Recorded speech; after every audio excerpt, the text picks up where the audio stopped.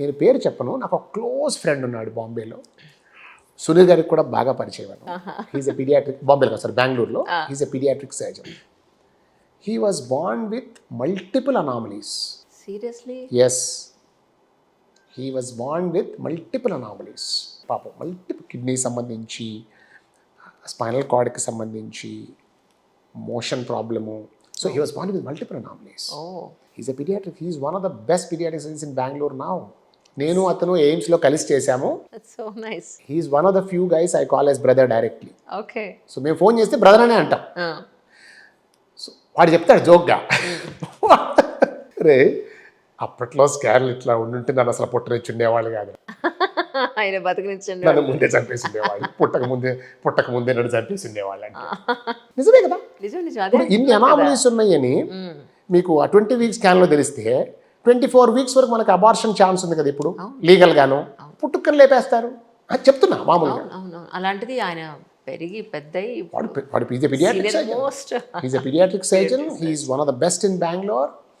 And so I'm just telling you. So basically వాడు of course ఓపెన్గా చెప్తాడు అందరికీ, వాడు చెప్తాడు, వాడికి ఏం ప్రాబ్లం లేదు. బట్ నేను అనేది ఏంటంటే, సో ఇప్పుడు ఎప్పుడైతే నా దగ్గరకు వస్తారండి, స్కాన్ పట్టుకొస్తారు, సార్ కిడ్నీలో వాపు ఉందంటే మా బేబీకి, ఫస్ట్ క్వశ్చన్ వాళ్ళకి ఏం తెలుసా మనసులో, ఈ బేబీని ఉంచుకోవాలా తీసేయాలా.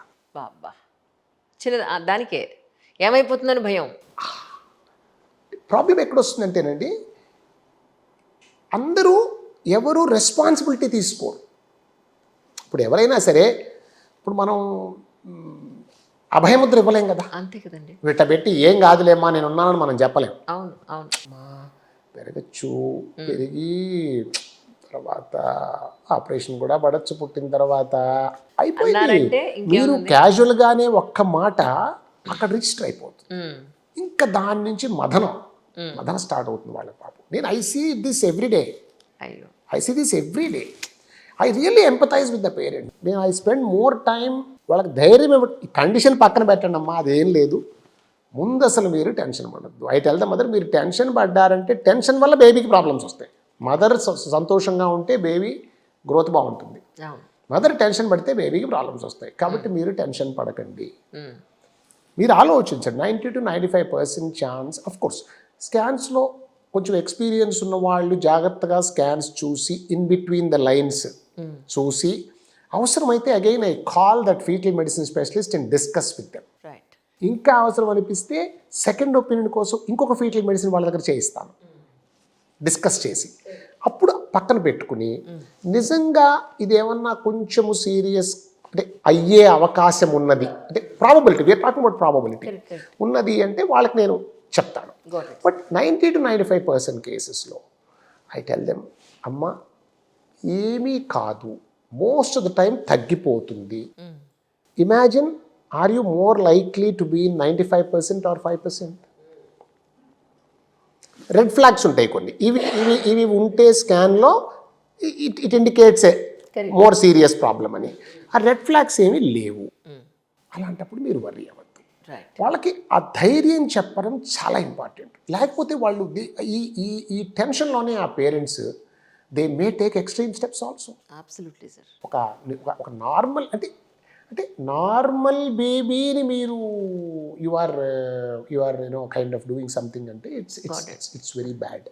ఇన్నాళ్ళ మీ ఈ ఎక్స్పీరియన్స్లో 30 ఏళ్ళ ప్లస్లో ఎక్కువ కేసులు అంటే మీరు ఏం చూసారండి, ఎస్పెషల్లీ పిల్లల్లో? ఇప్పుడు నేను మ్యాక్సిమం చూసేది హైపోస్పీడియాస్. అవునా? అసలు రోజుకి ఎన్ని కేసులు వస్తున్నాయి? ఇట్ ఈస్ అన్బిలీవబుల్ అండి. Almost every day I see 1 or 2 hypospadias almost. ఇప్పుడు ఎలా అయిపోయిందంటే, నా క్లినిక్ మొన్న ఎవరో వచ్చారు హైపోస్పీడియాస్ బేబీని తీసుకుని వచ్చి, నేను లోపల ఉంటాను రూమ్లో, బయట వెయిటింగ్ హాల్లో మాట్లాడుకుంటూ ఉంటారు కదా ఒకరితో ఒకరు. వాళ్ళు చెప్తున్నారు, సార్ ఏం సార్ బయట అందరు వీళ్ళే ఉన్నారంట. అదే కదా, బయట ఎవరిని, మావాడికి ఒక్కడికే ఉందనుకున్నాం, బయట ఎవరిని అడిగినా ఇదే అంటున్నారంటే. అంటే ఒక రకంగా చూస్తే వాళ్ళకి ఒక దశాంతి.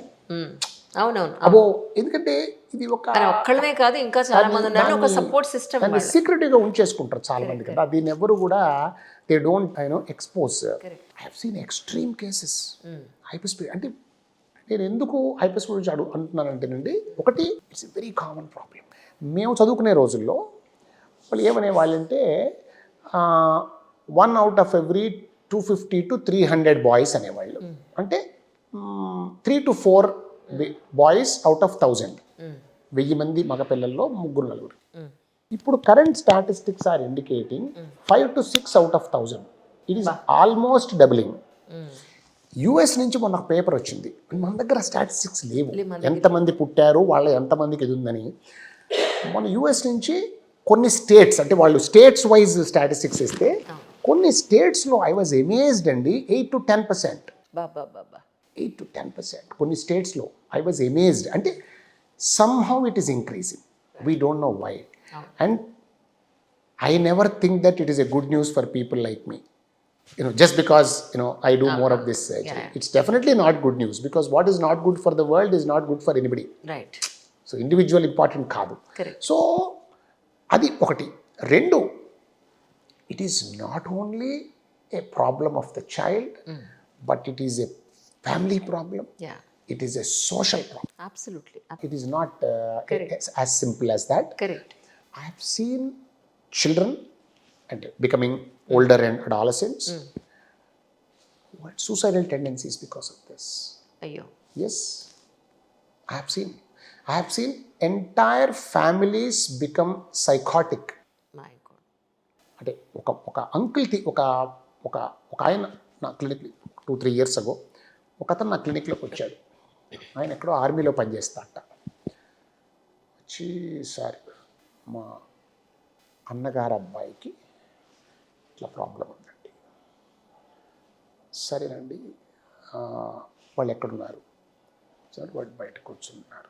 వాళ్ళ ఫ్యామిలీ 3, అంటే అబ్బాయితో పాటు పేరెంట్స్ 2 కూడా దే ఆర్ సైకాటిక్. అంటే they are basically depressed, not exactly psychotic. Psychotic చాలా common word. They have psychiatric issue. All of them are on medication. And అతనికి పాపం 3 times 4 times ఈ సర్జరీ ఫెయిల్ అయింది. అతను 10వ క్లాస్కి వచ్చిన తర్వాత హీ సెడ్, నేను స్కూల్కి వెళ్ళాను. స్కూల్ మానేశాడు ఆ కుర్రాడు. స్కూల్ మానేశాడు. ప్రాబ్లం ఏమవుతుందంటే, వీళ్ళు యూరిన్ పాస్ చేసేటప్పుడు పిల్లలందరూ కలుస్తారు కదా, పిల్లలకందరూ తెలిసిపోతుంది. కింద నుంచి కారుతుంటుంది. కారినప్పుడు అది చెడ్డి తడుస్తుంటుంది. ప్రతిసారి దాచుకోవాలి. ఎలా దాచుకుంటారు? సో వాడు పాపం స్కూల్ మానేసాడు.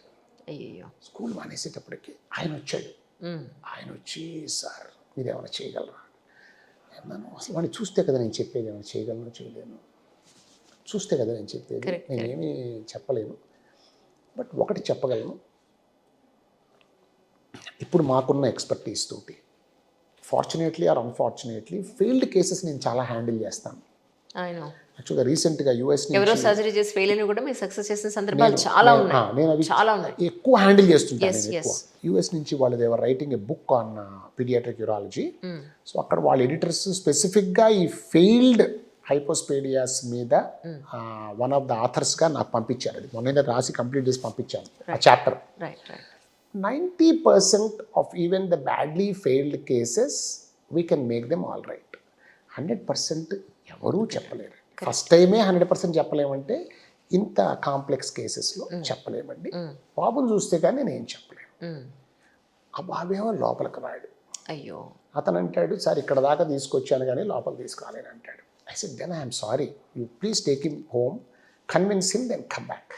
మీరు చాలా కౌన్సిలింగ్ ఇవ్వాల్సి ఉంటుందేమో అండి. చాలా. అవునా? అరగంట గంట ఓపీలో మాట్లాడుతూనే ఉంటాను. నర్సెస్ వచ్చి, ఏం సార్ ఇది నడుస్తుంది మీద దాకా నుంచి, ఏం చేస్తాం? ఇది దే నెవర్ కేమ్ బ్యాక్ అండి. పాపం వాళ్ళు రాలేదు. వాళ్ళు ఏమయ్యారు నాకు తెలియదు. ఇప్పుడు 2-3 ఏళ్ళు అయింది. They never came back. Contrast this to another patient. అతను రీసెంట్గా ఒక చాలా మంచి రివ్యూ కూడా ఇచ్చాడు నాకు. అతను మళ్ళీ వాళ్ళ పెదనాన్న వచ్చాడు ఫస్ట్ ఓపీడీలోకి. వచ్చి, సార్ ఇట్లా మా తమ్ముడి కొడుకు, వాళ్ళు ఆంధ్ర నుంచి వచ్చారు, మా తమ్ముడి కొడుకు ఇట్లా ప్రాబ్లం ఉందండి. అతనికి అప్పుడు 20 ఏళ్ళలో ఎంతో 18-19 ఏళ్ళు. ఫస్ట్ ఇయర్ ఇంజనీరింగ్లో ఉన్నాడు అతను, బీటెక్. సో ఏంటంటే 3-4 సార్లు ఫెయిల్ అయిందండి సర్జరీ అక్కడ చేశారు. మేము నెట్లో వెతికాము. ఆ కుర్రాడే వెతికాట నెట్లో. వెతికి ఈయన దగ్గరికి వెళ్ళి కనుక్కున్నాను, పంపించాడు. అతనే పంపించాడు, అతను రాలేదు. సో మా వాడు నేను అతను వస్తే సరిపోతుంది కదండి, మిమ్మల్ని చూసి నేను చెప్పలేను కదా అవును అవును అంటే, కాదండి మీరు హోప్ ఇస్తే వస్తానన్నాడు వాడు. ఎందుకంటే వాడు now he wants to quit college and he has got suicidal tendencies. మీరు చూస్తే కదా ఆ భరోసా నేను ఇచ్చే. మళ్ళీ ఇదే మాట, అదే ఇది మళ్ళీ ఇదే నేను చెప్తాను. చాలా ఓపిక కావాలి మీరు 90% కేసుల్లో సక్సెస్ చేయగలమండి, ఉమ్, కానీ అది అల్టిమేట్గా చూస్తే చూస్తే కానీ ఏం నేను చెప్పలేను. హోప్ ఊరికే ఇట్లా హోప్ ఇచ్చేది పరిస్థితి ఇంతవరకు చెప్పగలను. అవును అవును majority of cases however bad they are can be salvaged. Right. అప్పుడు నేను చెప్పగలను. రైట్. ఈ మాత్రం చాలు సార్ అన్నాడు. వెళ్ళాడు, పాప ఆ పిల్లని తీసుకొచ్చాడు. అప్పుడు ఫాదర్ అండ్ సన్ వచ్చారు. ఈ పెదనాన్న, ఫాదర్, సన్, ఈయన తమ్ముడు, తమ్ముడి కొడుకు. చూసి నోట్లో నుంచి గ్రాఫ్ట్ తీసుకుని అన్ని రీకన్స్ట్రక్షన్స్, చాలా కాంప్లెక్స్ రీకన్స్ట్రక్షన్స్ ఉంటాయి ఇవి. ఓ అంటే పెన్నిస్ మీద చర్మం అంతా ముందు చేసిన వాళ్ళు వాడేసి ఉంటారు. ఫస్ట్ వచ్చినప్పుడు అయితే పెన్నిస్ మీద చర్మంతో రిపేర్ చేస్తాం, అవును అవును బట్ ఆ చర్మం అంతా వాడేసి ఉంటారు. అవును. మీరు ఒక ఇంటర్వ్యూలో కూడా చెప్పారు దాని skin is very precious. Skin is gold, platinum, yeah I don't know what is the most expensive metal in the world. దాంతో సీరియస్లీ అది సుంతి అని తీసేస్తున్నారు కదా సార్ యాక్చువల్లీ. అంటే ఈ కండిషన్ ఉన్న వాళ్ళకి, condition ఉన్న అందరికీ వాళ్ళకి. కాదు, True, ఈ true, కండిషన్ ఉన్న వాళ్ళకి yeah yeah that is really very very important. True true true I so understand. First వచ్చిన వాళ్ళు దాంతో చేసేస్తాము. అది మరి 3-4 సార్లు అయిందంటే ఇంకేం ఉండదు అక్కడ. అలాంటప్పుడు the second best tissue is oral cavity, లోపల నుంచి తీస్తాం. ఓకే. బయటకేం తెలియదు. సో సరే, ఎనీవే మీరు నంబరండి, ఒక్క లాస్ట్ ఇయర్ 2025 ఈ నోట్లో నుంచి స్కిన్ తీసి గ్రాఫ్టింగ్ చేసే కేసులు 32 ఏమో చేశాము మేము. లోపల మళ్ళీ మన స్కిన్ వచ్చేస్తుంది సార్ మరి. వచ్చేసి అవునా? అలాంటప్పుడు మీరు 2 ప్లేస్లు అనేసి చేయవలసి ఉంటుంది. ఒకటి ఇక్కడ, ఒకటి మళ్ళీ ఎక్కడైతే మనం సర్జరీ చేయాలో ఆ ప్లేస్. 4 to 5 hours ఈజీగా పట్టేస్తుంది ప్రొసీజర్. My God. ఈజీగా కూర్చునే చేస్తారా? కూర్చునే అవకాశం ఉంటుంది. అంటే నా అసిస్టెంట్స్ ఉంటారు కదా, కొన్ని స్టెప్స్ వాళ్ళు చేస్తారు. ఓకే. మెయిన్ స్టెప్స్ నేనే చేస్తాను, ఇంకెవరిని చేయనివ్వను. ఎందుకంటే అవి చెప్పా కదా, every surgery can be broken down into critical steps and non critical steps. Non critical steps ఇప్పుడు నా అసిస్టెంట్స్ కూడా they are qualified pediatric surgeons, వాళ్ళని దే ఆర్ నాట్, ఎవరి స్టెప్స్ వాళ్ళవి. వాళ్ళు చేస్తారు, వాళ్ళు మెల్లగా నేర్చుకుంటున్నారు. They are also now able to do. ఇంతకీ అతను వచ్చాడు, 2 stages చేశాను. సెకండ్ స్టేజ్ అతని కాన్ఫిడెన్స్ వచ్చింది. ఫస్ట్ స్టేజ్ చేయగా అతనికి కాన్ఫిడెన్స్ వచ్చింది, అతను తెలిసిపోయింది okay difference. We are going in the right direction now అని. So he completed his engineering 6 months ago. We did the second stage. Now he is extremely happy. అతను వదిలేస్తే ఇట్లా ఎగురుతుంటాడు అనమాట. వచ్చాడు, he was extremely happy, very grateful. He gave a literally ఒక చాలా high review ఇచ్చాడు, which I don't I understand. But then again you know It's a real life కదా sir. That is the kind of so this is a, నేను whenever I give talks on hypospadias I say hypospadias the under estimated menace అంటాను నేను.